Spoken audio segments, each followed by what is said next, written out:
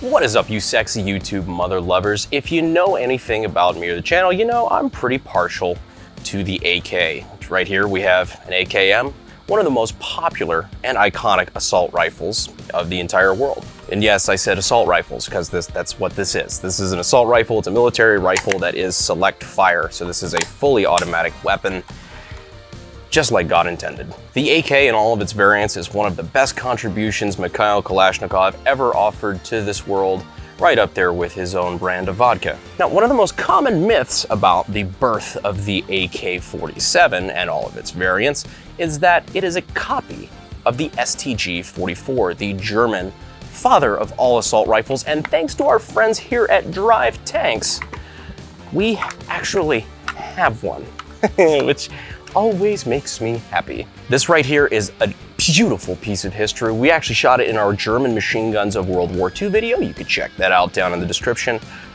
I love this thing. I could kiss it. I probably will. I already did. But if you compare the two, it's not hard to see why people think that they're a carbon copy. And they do have a lot in common.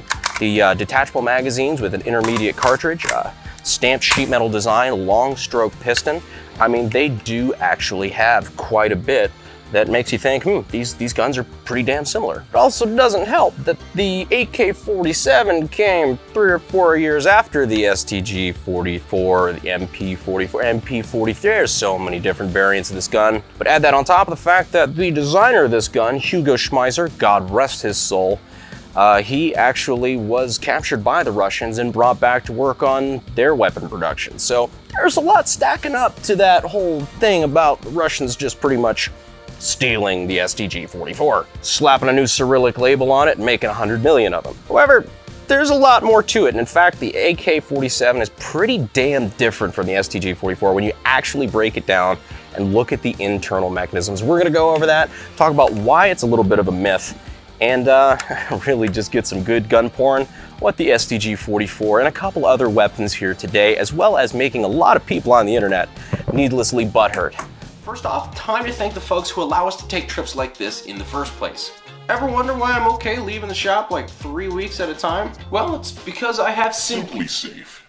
SimpliSafe is reliable, effective home security that'll make sure your home or shop is safe. You just order it online or over the phone, it shows up right to your door, and you can set it up yourself in under an hour. So easy, an AK guy can do it. SimpliSafe. And from there, your home is professionally monitored 24/7, and if anything sketchy happens, they'll make sure that the police get called. They've even won a bunch of awards and were called the best home security system of 2020. Having it set up in a place like the shop gives you a lot more peace of mind when you're 1,500 miles away in another state. For me personally, it lets me know that my guys haven't burned down my shop yet, which is really nice. So if any of that sounds interesting, go ahead and check these guys out. There's a custom link in the description and in the pinned comment. Show them a little bit of love, at least check them out. We appreciate sponsors like them that allow us to do cool stuff like this. So anyways, SimpliSafe. So first off, let's start by breaking down the AK. Now, it goes without saying, these guns are already cleared. There's no live ammo here. So we take our top cover off here, and now we have our recoil spring assembly that goes into our bolt carrier here. Pull this out, pull this up and out of the rails. This gun has not been cleaned in quite some time, just like God intended. Put this here, and you have, that's basically your disassembly of the gun. If you want to go crazy, pull out the gas tube, but this is the inner workings of the gun. This one is, of course, machine gun, so I can't pull the trigger without the auto sear being engaged. But all in all, that is your AK. So simple, a child could use it. And they do. Now, moving on to the STG-44. Better not get these parts confused. I mean, it's a carbon copy, so, you know, might accidentally put a bolt in the wrong gun. That was sarcasm. So as you'll notice here, the takedown is actually more like an HK. So you got a pin that comes out here, pull that out, your stock comes off, and you have a buffer spring in the back. It's not a self-contained spring assembly like the AK has. It's just, again, more like an AR buffer. So your stock off here, nothing too crazy here, and then you have your STG pistol. Again, like an HK, you can then take your bolt carrier assembly out. We have our bolt here, and our bolt carrier with, you know, the long stroke piston, of course. We also have our lower here. Not sure if that's technically what it's called, but we're gonna call it a lower for all intents and purposes. Also comes down just like an HK. It's kind of funky. This is almost like it's having more in common with something like a G3 than it does with an AK. Weird. But yeah, other than your sheet metal handguard up top, this is your basic field stripping of an STG-44. So one of the key differences of the STG-44 and the AK, which in my opinion is why the AK is what it is. It's known for that legendary reliability. It's all in the lockup, it's in the bolt and the bolt carrier assembly. So the STG-44 uses what's called a tilting block mechanism, a tilting bolt action. So when this goes back, of course you have the same system where you have a gas block up here, pushing gas through to a long stroke piston right here. It actually pulls this up out of lockup. This falls down, your locking surface is actually one big lug there on the back of the bolt. Falls down, locks up, stops the bolt from being able to move backward until the bolt carrier comes, picks it up, and says, "Get the hell out of there. What are you doing there, man?" Of course, this goes back through the gun and back forward until this is able to go back into position. This also falls back down and is able to lock again. Think of the bolt as like wedging itself against the locking lugs there behind the magwell. It's actually pretty fucking whack, to be honest. So when it's in the gun, it actually falls there and locks behind where the ammunition is. Really interesting. Not necessarily dissimilar to the way that the SKS does things. Now, the AK, again, uses a long stroke gas piston, but it has a rotating bolt setup. So our bolt looks a lot like this. If you don't know this is what an AK bolt looks like, you need to be watching the channel a little bit more. Not just that cursed gun image crap. This right here is a 2-lug style. So you got our lug here and a lug here. And the way this works is when this is in the gun, it locks right there ahead of the cartridges in the front trunnion of the gun. The way that works is that when this is fully forward, this bolt rides in a cam groove right there on the inside of the bolt carrier. And so when this is all the way forward, it cams this and turns it to where this is in full lockup until a round is fired and it pushes to where it can unlock and then carries the entire bolt back through the assembly. Carrying the bolt carrier, knowledge. This seems like a really esoteric difference on the surface, but in reality, Kalashnikov actually talks a lot in his book about the true inspiration for this style. So the lockup of a firearm is that's everything. That is the gun. That is what stops you from exploding. And in my opinion, is what the AK got extremely right. It's one of my favorite things about the gun is just the way that this whole bolt carrier bolt assembly functions. But he talked about his inspiration behind this, and it wasn't Schmeisser. It was actually an American by the name of Garand. I really need to wash my hands. I washed my hands a little bit before I defiled this poor M1 Garand, but this is the famous Garand.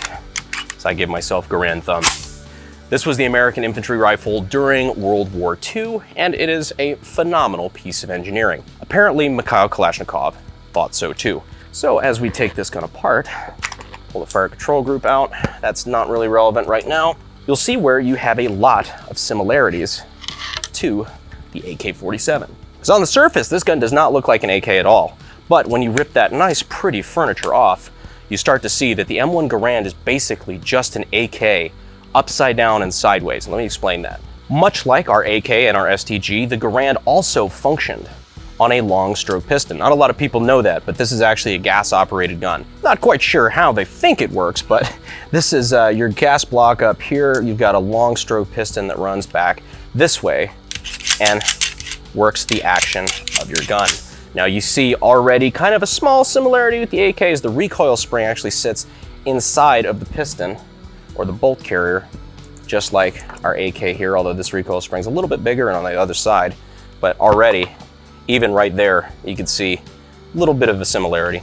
Again, just like the STG and the AK, you've got a gas block up front that feeds gas in here, operates your long stroke piston, but where it really gets AK is in the bolt itself. As you can see here up top, this is a 2-lug rotating bolt design, just like the AK.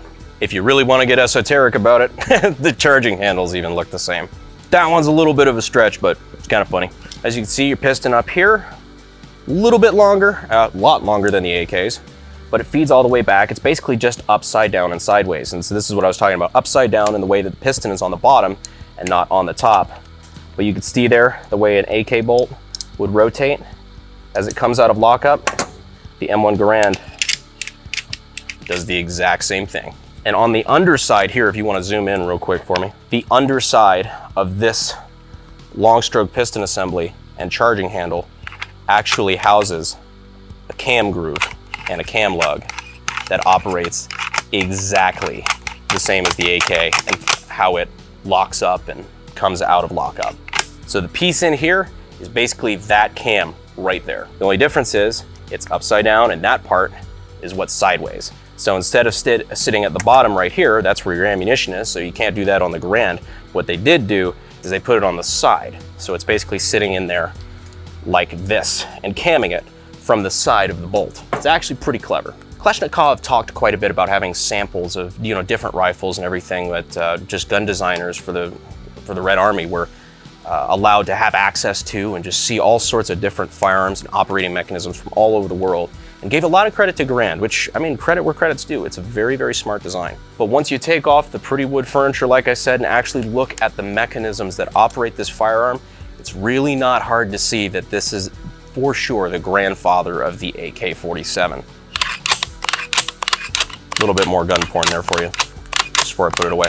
So it's only now, after that long-ass diatribe about the M1 Garand, do we actually see that the STG-44 bolt really doesn't have a whole lot in common with the other two guns. It's very clear that those are closer related than this is. And that's not to say that the AK couldn't have drawn any inspiration at all from the STG-44. It's far from it. The STG-44 changed the face of warfare. Schmeisser was, again, for the second time that century, far ahead of his time, or at least far enough ahead to be a trendsetter, where everybody kind of looked at that and said, yeah, that's the direction we need to go.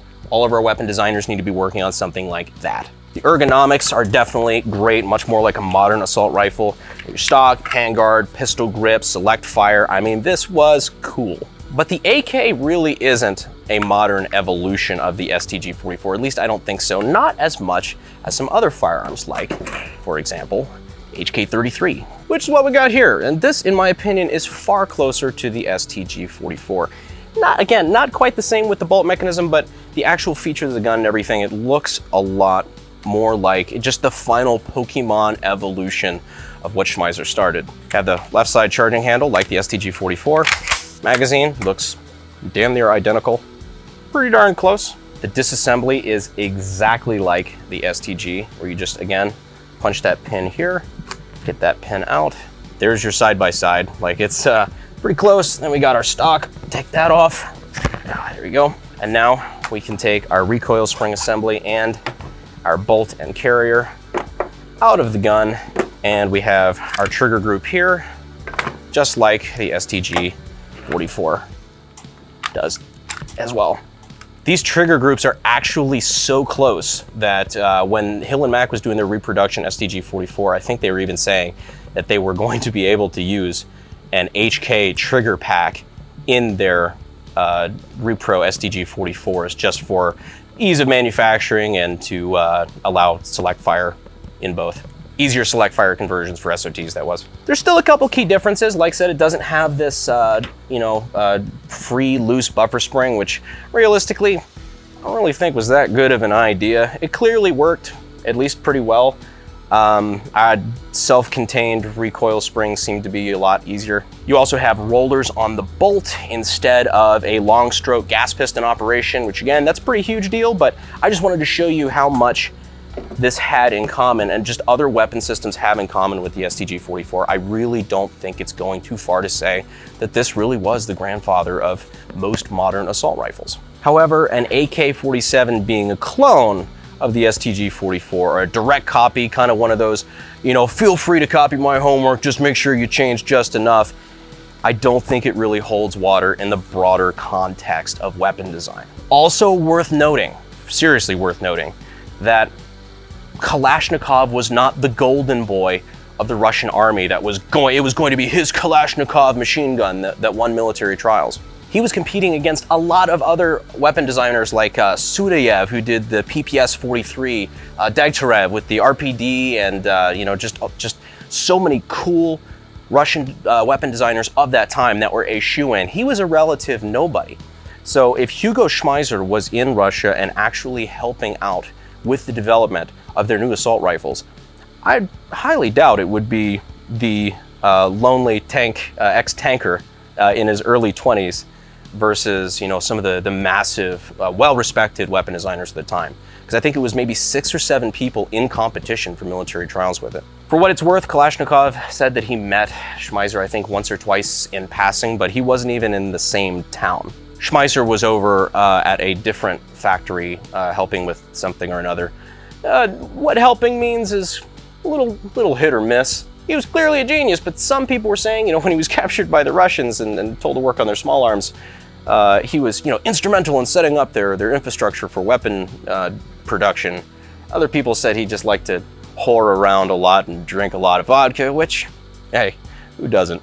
I guess the long way around for this video is trying to explain the fact that when the AK-47 was being developed, it wasn't a room full of STG-44s and Hugo Schmeisser chained to a table trying to recreate that for the Russians. It was a lot more to it, and really, I think it does Kalashnikov a disservice to just to claim that it was a direct copy, because it is so much more than that. This, of course, coming from a massive AK fanboy, so take that with a grain of salt, if you will. TLDR, this is brilliant, but I like this. I hope this was at least a little bit insightful and maybe sparked a little bit of interest in learning about the history behind these awesome firearms. Just want to give another shout out to Drive Tanks. The guys over here, they pretty much let us do whatever the hell we want to do, as long as they know that we're not going to break things for the most part, and they've just been really awesome hosts in letting us use these cool pieces of firearm history you really don't get to find many other places. I'm going to go wash my hands again, because these guys are like me, and sometimes machine guns go a little while without cleaning. I hope you guys appreciated the video. If you want to see more technical breakdown stuff like this, let me know down in the comments. I appreciate you guys watching the end, and I will see you sexy YouTube mother lovers in the next video. Auf Wiedersehen.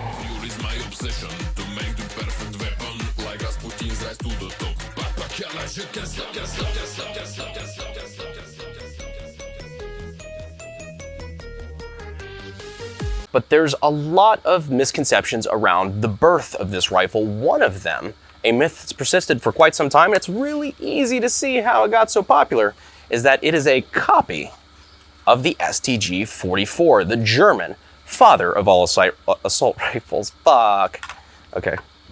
Mostly in name only. And there's, a story behind that about why Hitler didn't exactly like these. I just said the H word. Bye-bye monetization.